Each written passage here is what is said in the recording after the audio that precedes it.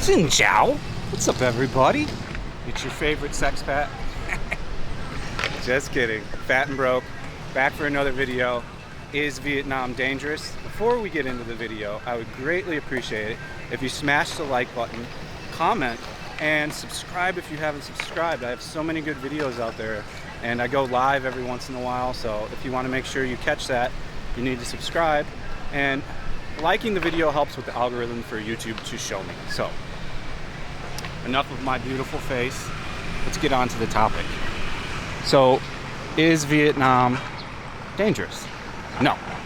I can just answer the question for you right now. You can turn off now if you want, but no, it's not. There are some things that are. I'd say the first thing, let's talk about like crime, petty crime, and like murder and R-word, which is rape, stuff like that. So there's a little bit of crime on Vietnamese, especially murder and beatings and things like this, like domestic violence, stuff like that. You know, Winnie follows a bunch of stuff on Facebook. I mean, every day there's some kind of new domestic violence thing going on, and there's usually a murder every month or every 2 weeks of like a guy killing his girlfriend, doing weird shit. A couple foreigners, some foreigner Korean guy killed another guy over a business deal and tried chopping him up and putting him into a suitcase.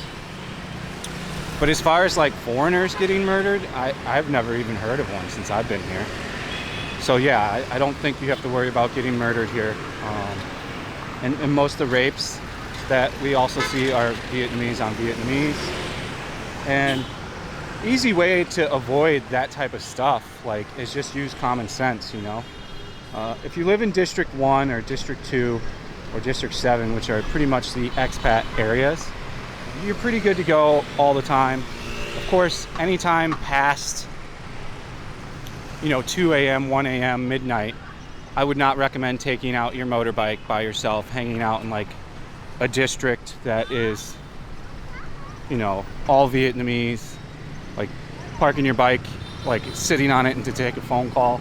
You could very easily get mugged then. They'll take your bike and your phone and your money. There's less CCTV around in those areas too, so just by using common sense. Same for like women. If I'm a woman here and I'm single, I'm going to use, a grab bike or even a taxi. Taxi like this is always safe. I've never read any crime from those. Now, for women, if you're taking a grab, you want to make sure the license plate's on there. Match the license plate to the driver. There have been some instances of grab drivers just, randomly going up to women late at night when they're like drunk and showing up. Like you can tell when somebody's standing there like waiting for a grab and just romp up, and the girl's gotten on the grab and then potentially almost gotten sexually abused. Luckily, this particular case I'm talking about, this woman came out unscathed and fine. So, but as far as like overall being dangerous here, not at all. I've never felt my life threatened. I've been in a few sketchy situations for sure. As far as a man goes, if you go out to like 3 a.m. by yourself and you get drunk, expect some kind of trouble to happen, especially if you're like walking home or in a dodgier area, like an all lady bar area. There's a potential there for you to get jumped, especially if you have a backpack.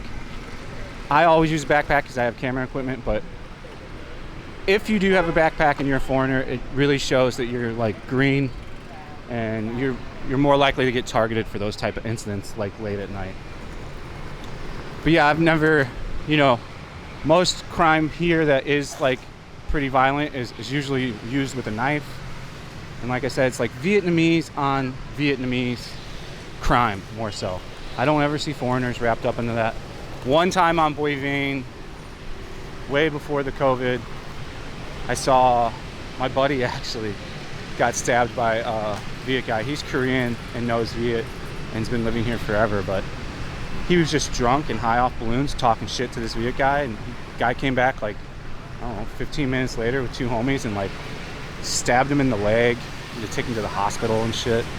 That's the only But that could have all been avoided if he just shut his mouth. You know, he's got a real bad temper.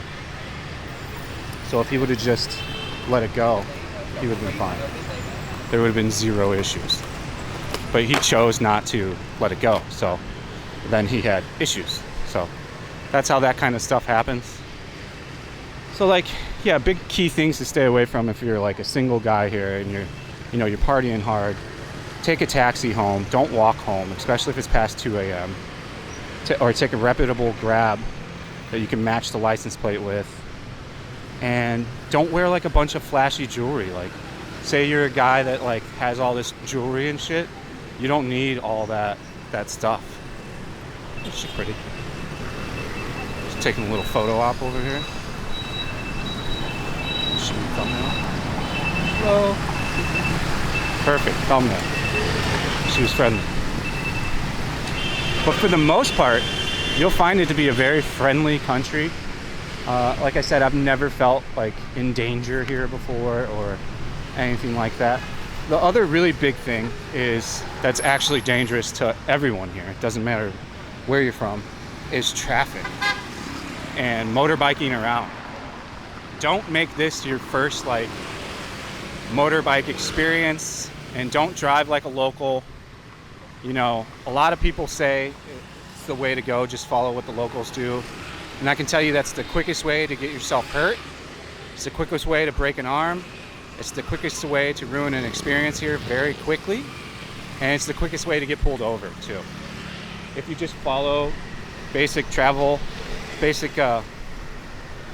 driving law that you've learned in your country, you're good to go. Like, yeah, you can go on the sidewalk and you can drive like a dick and get to your destination a minute faster, but like, it's just the same back like in LA or in Chicago, like where that dickhead's like whizzing past you and going fast, like weaving inside and out of people, and then like 2 lights up, you're sitting right next to each other.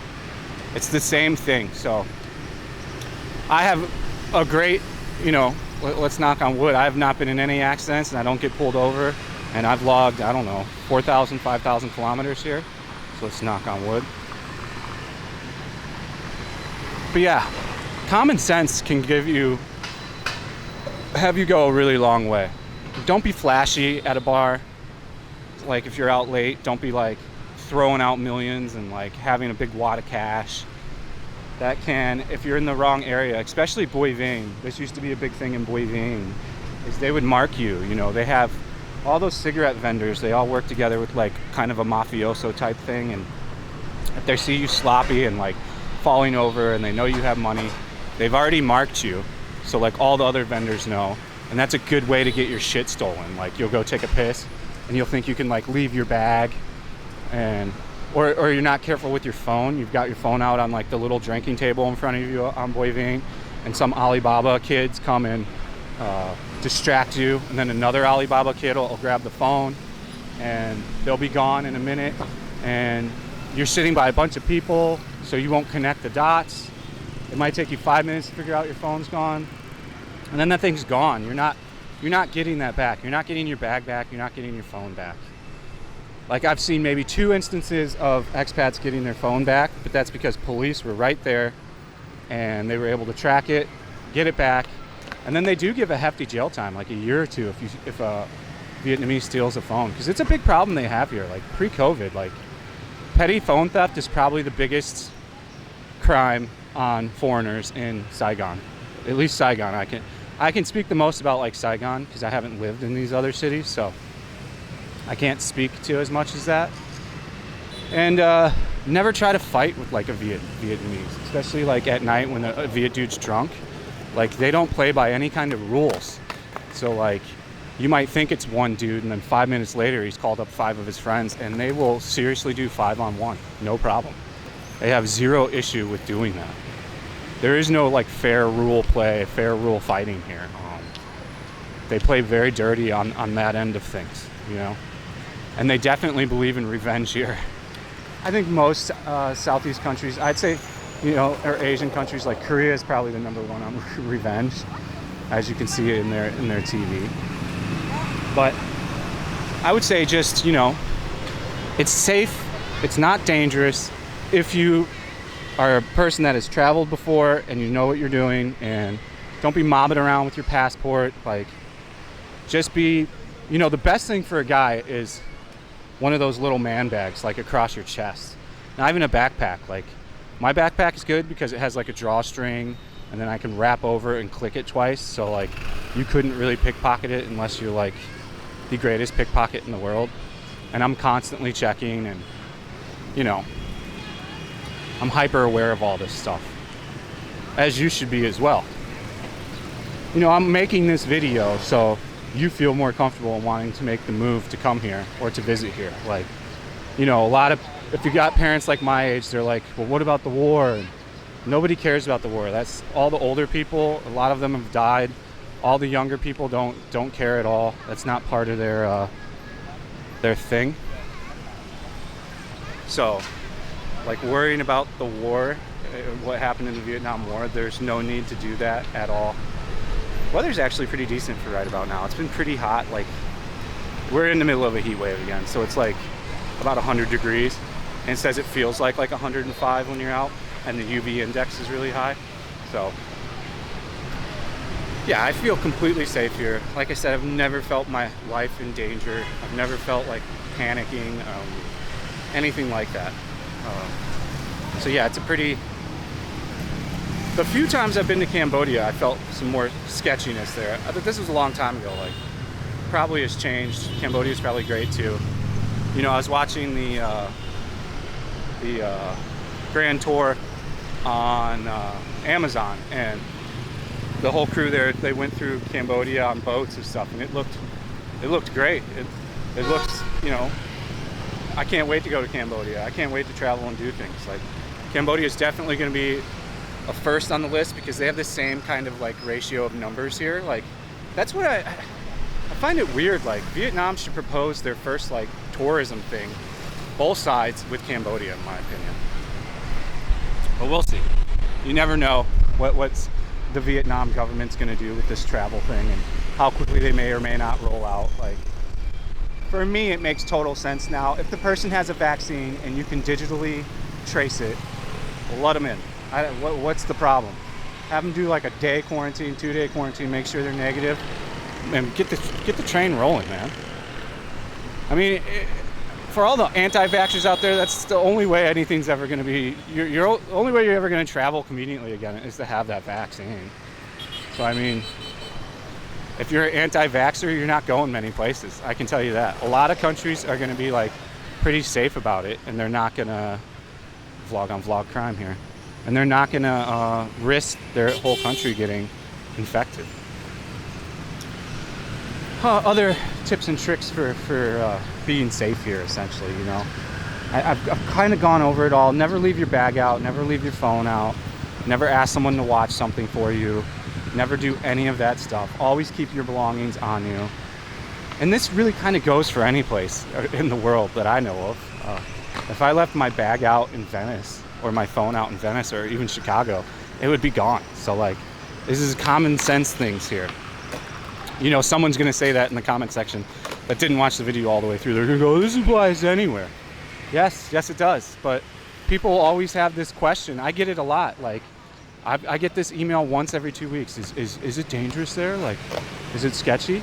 And again, the only way I see it as sketchy is like late at night in an all-Viet district, and yeah, you're going to be a bit more susceptible to crime. We got a white skateboarder out here.